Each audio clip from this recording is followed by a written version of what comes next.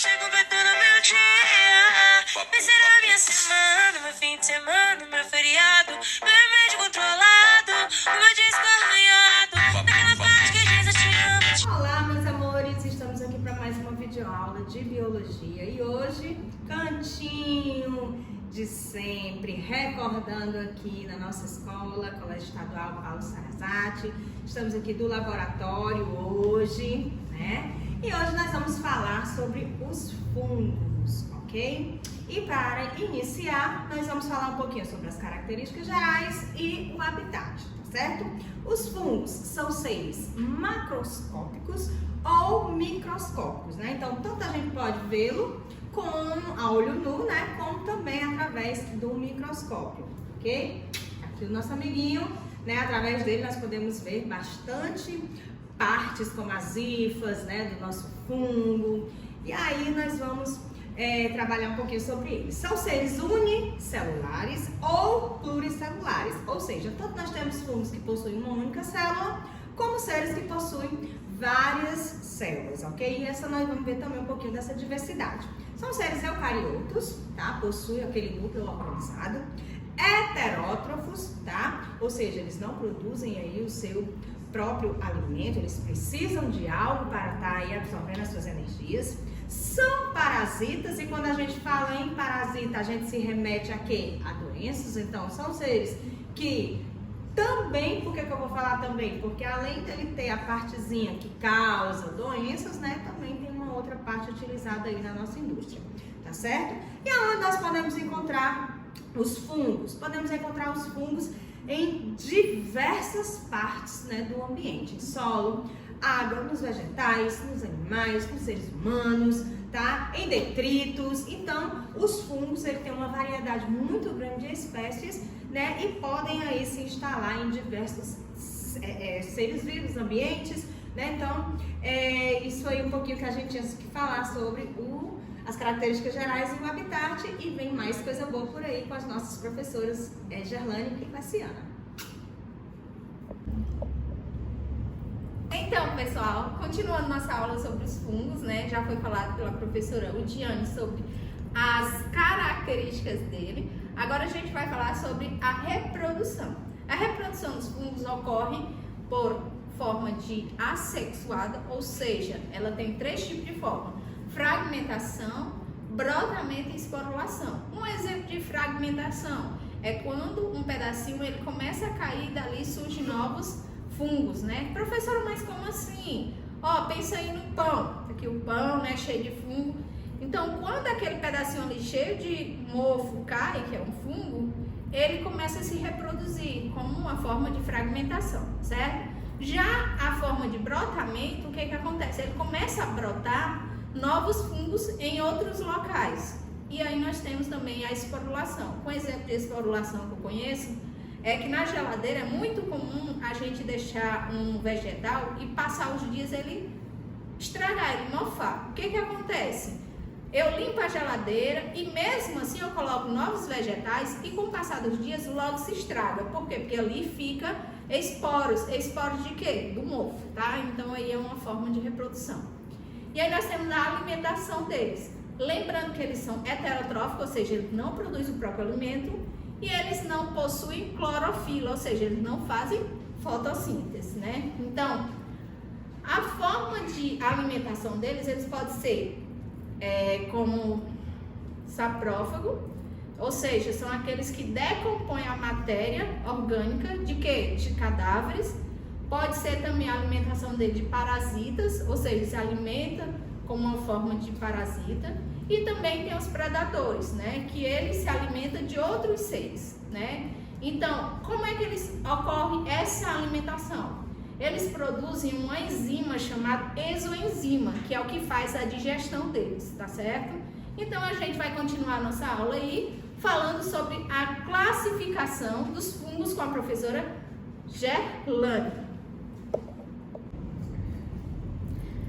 Bem, como a Cleciana colocou, eu fiquei para falar sobre a classificação dos fungos. Os fungos, eles são classificados em 5 filos. Os basidiomicetos, os ascomicetos, os zigomicetos, deuteromicetos e quitridiomicetos. Vamos lá. Os basidiomicetos, eles são comestíveis, eles são mutualistas, parasitas, decompositores, e exemplo de comestíveis nós vamos ter os champignons. Nós temos os ascomicetos, gente, eles são muito conhecidos por todos nós, eles vivem em ambientes aquáticos, marinhos, terrestres, lagos, e eles são responsáveis por produzir o pão através da massa e do fermento. Nós temos, por ser leveduras, eles também produzem a cerveja. Inclusive o nome do fungo que compõe a produção da cerveja se chama Saccharomyces cerevisiae. Quando vocês estiverem lá bebendo uma cervejinha, vão estar falando no Saccharomyces cerevisiae. Eles são patogênicos e eles, além de ser patogênicos, eles são positivos porque eles também vão produzir, eles vão ser utilizados para a produção da penicilina, que vai ser encontrado nos remédios antibióticos, como nós temos a azitromicina, nós temos a meracilina, a amoxicilina. Todos eles são do grupo ascomiceto. Nós temos os zigomicetos. Gente, os zigomicetos, eles adoram umidade. Tanto é que a produção deles é mais enfática no período da chuva, porque nós vamos encontrar eles em forma de mofo. Às vezes, nesse período de chuva, a gente abre o guarda-roupa, tá lá aquela roupa com uma partezinha cinza ali, por conta da umidade, houve a produção dos zigomicetos. Eles também são parasitas e também vão ter alguns que vão produzir a penicilina através desses remédios. Nós temos também os deuteromicetos, que eles têm economicamente, eles são positivos porque eles vivem em associação mutualística como as micorrizas, que são associação de duas ou mais espécies juntas, vivendo de espécies diferentes, alga e fungo, são da categoria dos deuteromicetos. Os quitridiomicetos, eles são conhecidos como decompositores e parasitas e são os únicos que têm esporos flagelados. Quando a Cleciana colocou o processo de reprodução por esporos, os quitridiomicetos, eles vão ser diferentes porque os esporos dele vão ter um flagelo, que é uma cauda, e faz a diferença dele de todos eles. Então, como vocês podem perceber, esse material que a gente está vendo aqui é para mostrar para vocês o mofo que tem nesse pão, ele é da categoria do zigomiceto. Quando ele vê ambiente úmido, ele acaba se desenvolvendo. E aqui nós temos também através das leveduras dos ascomicetos, nós temos o fermento biológico e a cerveja também. Então, gente, agora nós iremos para as doenças.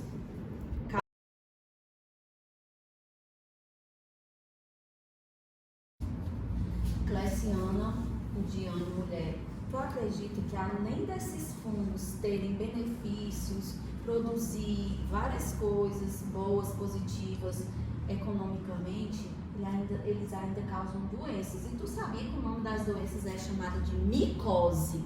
As micoses são todas doenças causadas pelos fungos. Normalmente eles estão no meio externo para o meio interno do corpo e volta através dos tecidos, através da pele, da mucosa dentária, das partes íntimas. E aí, uma das doenças que é muito conhecida são as frieiras. As frieiras, a gente pensa que é só no pé que elas aparecem, mas não é. Elas aparecem no pé e também pode aparecer no couro cabeludo. Por quê? Porque os fungos patogênicos, eles buscam ambientes com umidade para ver o desenvolvimento. Então, se você está com seus pés pisando em locais úmidos, fica lá com ele molhado, lá vai ser um espaço para o desenvolvimento dele. No cabelo, normalmente a gente toma banho e não tem a preocupação de fazer a secagem, né? E aí acaba que esses fungos encontram um ambiente úmido no nosso couro cabeludo e lá se desenvolve, causando frieira tanto no pé quanto no couro cabeludo. Que eu acho até que essas partes, assim, principalmente do cabelo, como dos pés, deve ser aqueles fungos que se alimentam como decompositora, né? Ou seja, a matéria que está morta, né, ele vai se alimentando, ou então é um parasita que vai se alimentando daquelas células ali ao redor, né? E aí eu conheço também uma chamada candidíase. Você já ouviu falar? Já. Ela também é uma DST, né? É uma doença sexualmente transmissível. E assim, é uma doença causada por fungos, né? Que pode ser cutânea, ou seja, pode acontecer na pele, como também pode ser vaginal, que acontece na vagina. Como é que eu posso pegar uma candidíase na vagina? Ó, lavei a calcinha, deixei ali, ela tá molhada, vesti Aquele ainda hábito de deixar a calcinha secando no banheiro. Exatamente. Aí já é um hábito que pode causar uma doença futura, né? Que aí causa coceira, né? Irritação da pele e vários outros sintomas. E dentre das candidíases também tem o sapinho, que é muito comum em criança, né? Verdade. Por que é comum em criança? Vocês sabem por que é aquele sapinho comum em criança? Não, eu sei que é aquelas bolinhas pequenininhas na língua, né? Aqui. Isso, que é bolinhas brancas causadas por fungos. Eu acho, Luciana, que elas são causadas porque nós, já adultos, a gente produz a saliva, a gente engole, a gente, de uma certa forma, acaba secando a própria boca. Já a criança não, ela não tem, ela está aprendendo a se alimentar, e aí fica muito líquido ao redor da língua. Inclusive é orientado que a criança ela seja higienizada, a boquinha com algodão. Por quê? Porque ali fica muito úmido, e aí esses fungos, como adoram o ambiente, né, eles se propagam, e aí causam um incômodo danado. A criança, quando tem, não consegue comer, porque fica um pouco dolorido, né, na boca. É verdade. Então, eu acho que as candidíases são essas três. Tu conhece alguma mais? Não, eu conheço outra, né? A histoplasmose, que é uma doença causada pelo fungo histoplasma, né? Ataca nos pulmões. E como é que é adquirido, né? Ele é adquirido através do ato, né, que a gente tem ali de respirar e naqueles ambientes onde está contaminado aí com esse fungo, né? Então essa inalação pelos esporos desse fungo faz com que a gente possa desenvolver essa doença, tá? E aí ataca aí a questão dos pulmões. Muito bacana essa questão dos fungos, viu? Vamos ficar atentos. Muito interessante. Só lembrando de uma coisa, que nós já falamos sobre as bactérias, né? Que elas são curadas, né? O tratamento da bactéria a partir de quem? De um antibiótico. E os antibióticos são fabricados a partir de quem? Dos fungos. Então, é uma forma de você... E eles são também muito importantes, né? Vale salientar que nós, ao morrermos, nós vamos ser alimentados por eles, porque eles são chamados de saprófagos. Saprófagos são seres que comem restos mortos, né? Como as bactérias também têm essa mesma função, essa mesma atuação nos ecossistemas. Então, fungos e bactérias têm essas funções aí muito parecidas.